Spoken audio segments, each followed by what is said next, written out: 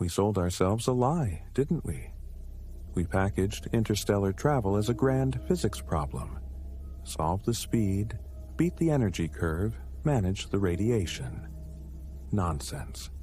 The greatest barrier between us and Alpha Centauri isn't distance. It's the unforgivable, lethal tax of waiting. The starship isn't a vessel of exploration.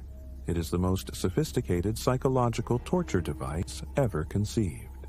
You will die before you see even 1% of the journey through. Not because of a critical hull breach or a failed fusion drive, but because your soul will have calcified into dust. That is the cost of absolute isolation. Think about the numbers they peddle. Alpha Centauri, our nearest stellar neighbor, sits a cozy 4.37 light-years away. To grasp that distance, drop the miles, drop the kilometers. Understand it this way. If you could push a ship to 10% the speed of light, a monumental, world-changing technical feat requiring energy equivalent to humanity's total power output for decades, the one-way trip still takes over 43 years. 43 years of continuous, inescapable monotony. This isn't a commute. This is a life sentence executed in a glorified tin can, hurtling through nothingness. The popular science channels romanticize hibernation pods or generation ships. Pure fiction. They misunderstand the fundamental cruelty of time. Even if you dodge the immediate aging process through stasis, you cannot dodge the existential reality that everything you ever knew is gone. You wake up 40 years later, perhaps just 1% closer to the target, realizing the Earth you left behind has cycled through 5 political systems. Your great-grandchildren are your current age, and every song, every movie, every piece of shared cultural context that defined you is extinct. You become a ghost traveling through space, haunted by a past that no longer exists. The relativistic time dilation they brag about, that the clock moves slower for the traveler than for those back home, is a cold joke when you are the one stuck doing the subtraction. The external universe races ahead. You are the anachronism. You are the relic. If you think the true challenge of the cosmos is managing heat dissipation, you have fundamentally misunderstood the calculus of the human spirit. The only people truly equipped for this journey are those who have mastered the art of being permanently irrelevant. If you came here seeking the deep mechanics of what the universe demands, the hidden costs that physics papers politely ignore, then you understand that some truths are earned through sheer endurance of thought. Consider the crew dynamics. They select the finest minds, the most emotionally stable individuals. They screen for resilience. But resilience fades. It's a resource, not an infinite supply. Place 6 Type A geniuses in a sealed metal sphere the size of a small suburban home, remove gravity, and keep them operating under mission-critical stress for a dozen years before they even cross the Oort cloud. What do you get? Not astronauts. You get tightly coiled psychopaths waiting for a reason to break the seal. The inevitable conflict won't be about navigation. It will be about who gets to control the oxygen filter settings. It will be petty, corrosive, and lethal. The technical hurdles are solvable. The human heart remains the ultimate singularity, unpredictable and explosive. We are our own dark matter. Our psychological entropy is the real limit on cosmic ambition. We fail because we are built for forests and shorelines, not eternal void. This claustrophobia of the soul. This is what kills the mission before the launch sequence is complete. We are our own dark matter. Our psychological entropy is the real limit on cosmic ambition. We fail because we are built for forests and shorelines, not eternal void. This claustrophobia of the soul, this is what kills the mission before the launch sequence is complete. But the physical capsule, the metal sphere itself, is not the real prison. No, the silence is the weapon. You, watching this, sitting there with the ambient noise of traffic or air conditioning or a distant neighbor's dog, cannot possibly grasp true isolation. You live submerged in the electric hum of civilization. Now, imagine 1,000,000 miles, then 10 million. Earth stops being a continent and becomes merely a signal, a flickering point of light, then nothing. Absolute darkness, the profound total absence of environmental noise. We evolved over millions of years relying on sensory feedback, the shifting weight of air, the smell of rain, the infinite fractal complexity of a landscape. The void offers none of this. It is perfect, sterilized noise reduction. It drives you mad not because it is dangerous, but because it proves you are utterly and completely unnecessary. You are irrelevant to the calculus of that space. That necessary truth about human fragility, the fact that we shatter when the sensory anchors are cut, is something most channels skip to protect the fantasy of the noble explorer. They want to sell you the romance of the future, not the reality of the padded cell. If you prefer the hard, uncomfortable truth over the comforting lie, then consider this your new space. You belong here. And yet, the mission controllers back on that vibrating, noisy, messy planet try to solve this spiritual crisis with bandwidth. They offer scheduled calls, pre-recorded messages from family, a curated playlist of old Earth television. They are throwing digital lifelines into an existential abyss, believing a FaceTime call can bridge light years of cosmic distance. It cannot. Communication lags become profound. A 5-minute delay on a conversation is a 5-minute silence in which you realize the person you are speaking to exists in the past tense. Your witty reply lands 5 minutes after the context has evaporated. You are not having a conversation. You are sending coded relics into the past, hoping for a reply from a future that may never fully connect with your present. The technical failure isn't in the hardware. It's in the expectation that human intimacy can survive the speed of light barrier. It simply cannot. Intimacy requires simultaneity. It demands shared time, shared breath. Deep space travel fundamentally destroys that requirement. This isn't about homesickness. It is about ontological drift. The astronauts are meticulously trained for every contingency: radiation spikes, hull breaches, computer failure. But they are not trained to handle the moment when the concept of home ceases to be a memory and becomes a philosophical problem. Imagine having no horizon, no weather to talk about, just the relentless, agonizing hum of recycled air, the taste of purified urine, and the cold, mathematical certainty of light years separating you from everything you once were. The human mind craves anchors. It demands narrative structure. What happens when the only anchor left is your own sanity, which you now know is eroding in real time? That is cosmic nihilism made real. Slow, grinding, inescapable. We send them off, these heroes, with the full confidence of our technological superiority, yet we ignore the most dangerous tool on the ship, the mirror. When an astronaut faces their reflection, they see a ghost from a geological era, a creature designed for trees and sunlight, trapped inside a titanium tube, hurtling into permanent night. The ship is not a protector. It is a high-tech coffin. a carefully pressurized sarcophagus designed to prolong the inevitable existential scream.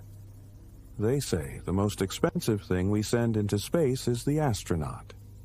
No. The most expensive thing is the psychological toll, the price paid in sheer, untethered terror. If you are starting to feel the chilling gravity of this truth, the actual heavy reality of what we are asking these people to endure, then you are finally understanding the stakes. You are realizing that the cost of leaving Earth is becoming permanently divorced from being human.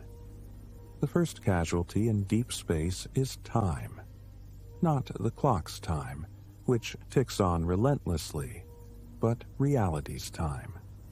The astronauts are operating on a calendar that ceased to be relevant years ago. They are receiving news from a planet that has already fundamentally shifted its cultural axis while the ship hums along, frozen in a temporal amber. We call it light speed delay. The truth? It is instant historical separation.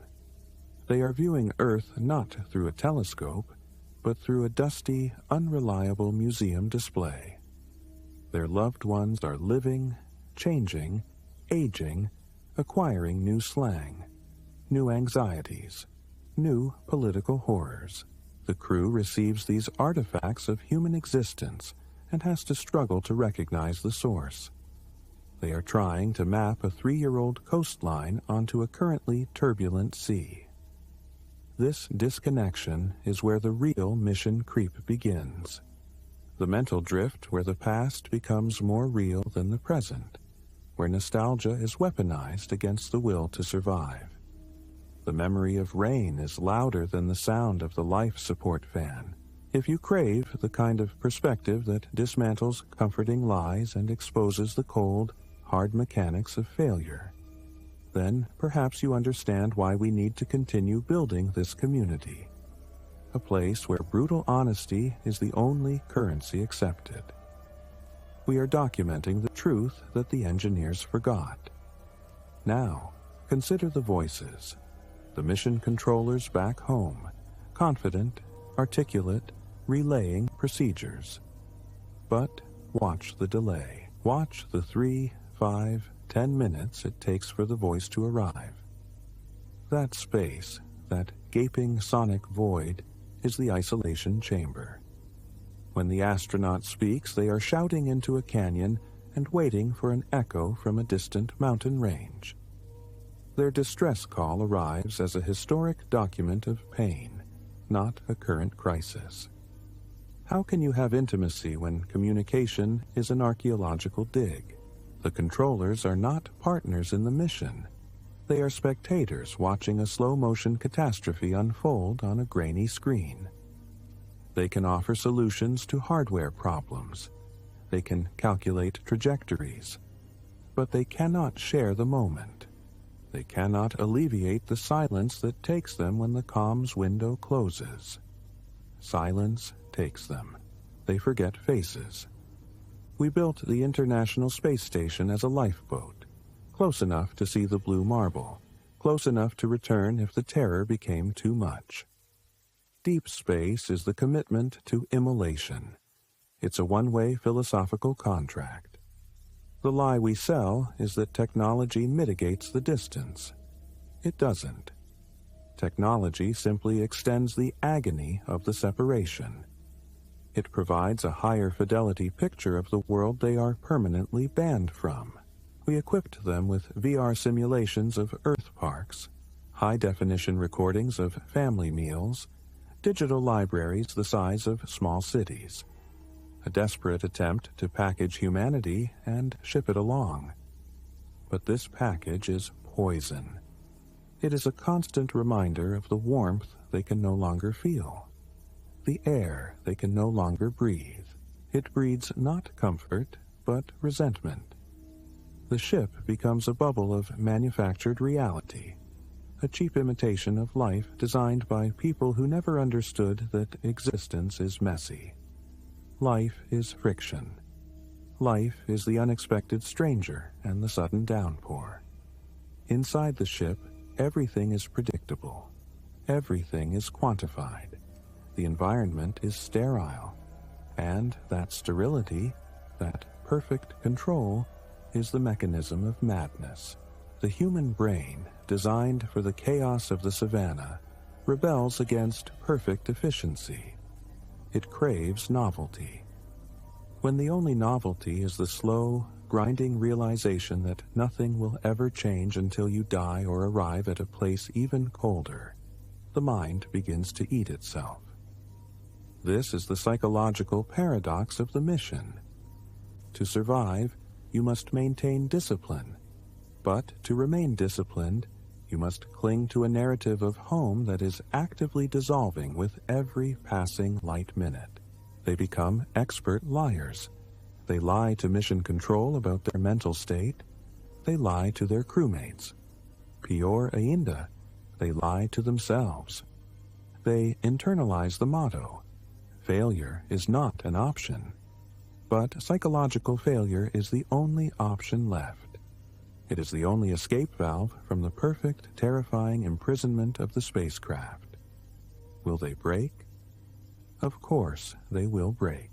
The only variable is whether the ship's computers register the breakdown as a glitch or simply as an expected entropy of the carbon unit. I sincerely doubt the metrics we track, heart rate, sleep cycles, capture the actual spiritual demolition underway. We are so obsessed with the destination, the red dust of Mars or the distant glow of Europa, that we ignore the journey itself. The journey is the punishment. It is the crucible where the self is melted down and recast into something utterly alien. When they eventually arrive, years hence, they won't be the heroes we sent. They will be temporal ghosts, carrying memories of an Earth that no longer exists, prepared to colonize a dead world because the alternative, returning to a home they no longer recognize, is the deeper terror. We thought the final frontier was space. Ledo and Gano. The final frontier is the utter loneliness of the human consciousness when stripped of all environmental and social context. We didn't conquer space. We simply exiled our best and brightest into a permanent, horrifying alienation. They are not pioneers. They are sacrifices to the blind altar of technological ambition. And the silence they face is the sound of God closing the door.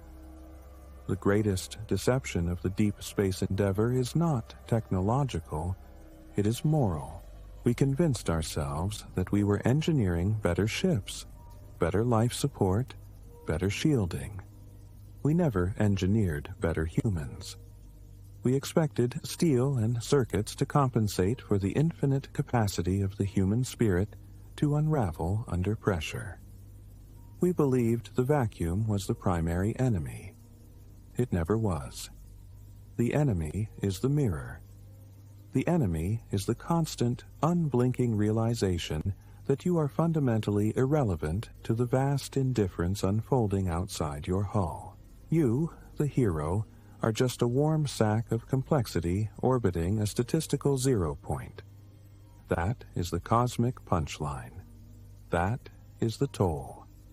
You want to know the final cost of a mission to Mars? It's not the billions of dollars burned on propulsion systems. That's cafeteria money. The true tax is paid in selfhood. What is the value of an identity that cannot be verified? You check your instruments. You check your vitals. But who checks the ghost staring back from the reflective coating of the viewport? Every memory of Earth becomes a beautiful, perfect lie, because the context that validated it, the smell of rain, the specific chaos of traffic, the weight of gravity, is gone forever. Those memories are now just data fragments suspended in a hostile environment, completely untethered from reality. The crew doesn't just miss Earth, they stop believing in it. This is why the colonization effort is a psychological inevitability, not a triumph. We talk about planting a flag. That's propaganda for the investors back home. The reality is far colder. They cannot come back. Not because the ship can't reverse course, but because the people inside are no longer capable of re-entry. They have exceeded the temporal escape velocity of the human soul. To return is to face an Earth that has moved on, where their heroism is already relegated to history books, where their sacrifice means nothing to the new generation fixated on the next 5-minute distraction. The real pioneers are not looking for a new home. They are running from the devastating truth that their old one doesn't exist anymore, except in the increasingly unreliable neural pathways firing behind their eyes. They must break Earth's hold. They must. If they retain deep emotional attachment to the green and blue marble, they fail. They starve themselves emotionally so they can feed the mission. That detachment, that spiritual calcification, is the required training for survival in the void. They aren't just traveling across light years. They are traveling into psychological cold storage. When the landing struts finally kiss the regolith of that desolate new world, the celebration will be muted. It won't be joy. It will be the dull, exhausted relief of a prisoner finally arriving at the place they were sent to disappear. So, here is the verdict, the one nobody wants to admit. Deep space travel is not about extending humanity. It is about distilling it. It strips away the superficial noise, culture, politics, consumerism, and leaves only the fundamental terror of existing alone. We aren't aiming for expansion. We are performing a self-imposed amputation of the emotionally invested self. We didn't send our bravest. We sent the most pliable, the most easily dehumanized. We packaged them in aluminum and software, pointed them away from the sun, and called it destiny. But destiny is just a fancy word for calculated abandonment. They are the first colonists of the truly alien landscape, the interior landscape of the human mind, deliberately emptied for the purpose of survival. Never confuse their endurance with happiness. Never confuse their arrival with success. The moment they cross that psychological Rubicon, they cease being citizens of Earth. They become the cosmic dust of ambition, silently orbiting a memory. And that, truly, is the deepest frontier we have ever breached. Stop calling this heroism. It's desperation. The true failure isn't a malfunction in the hyperdrive. The failure is sitting right here, watching Earth spin. It is the final, undeniable proof that the technology always outpaced our maturity. We can build fusion drives, yes. We can design habitats that defy thermodynamics. But we couldn't build a society that defies petty tribalism and self-interest. That is the cosmic punchline. You spent trillions to escape the problems you weren't brave enough to solve. We manufactured the ultimate escape pod not to find life, but to escape living among ourselves. This wasn't exploration. It was expensive, beautiful, necessary flight. The men and women who accepted these terms knew the fine print. They trade the immediate warmth of humanity for the theoretical longevity of the species. They are human shields deployed against extinction. Their silence is the proof of their success. It means they have successfully buried Earth deep enough within their chest cavity to keep moving forward. Think about that tax. It's too heavy for us to pay, which is precisely why we outsourced it. We applaud their bravery, but we fundamentally misunderstand their sacrifice. They didn't leave because they loved space more than us. They left because they recognized that we, the ones staying behind, had already checked out. We were already gone. We asked them to become ghosts, and they accepted the assignment. The verdict is this: space travel is not the great leap forward. It is the final, calculated retreat. It is humanity conceding its moral bankruptcy and putting its genetic legacy into cold storage until the earthbound experiment finally collapses into dust. They are the seeds of tomorrow, planted in alien soil, knowing they will never see the tree they become. Never forget what you are watching when the signal finally arrives from the void. You are watching a successful abandonment. The greatest achievement of their mission will be the moment they can look back at the blue marble and feel nothing at all.